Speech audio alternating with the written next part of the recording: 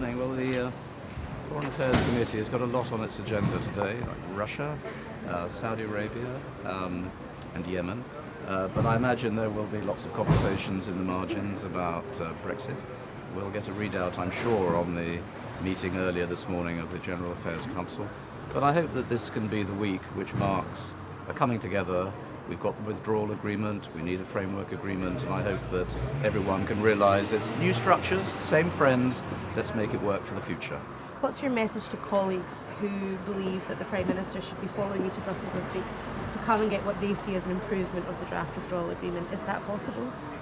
The Prime Minister's made it clear that the withdrawal agreement is done, but there's discussion to be had on the framework agreement. And my message to my parliamentary colleagues back in London is back the Prime Minister 100%, be realistic, and accept that what we need is a deal here which can last for the future, and telling the Prime Minister what to do all the time is not going to make anything better. So back her 100%, and what matters is what is discussed between the UK and the EU, not the voices that are telling the Prime Minister to do things back in the UK. So let's be optimistic.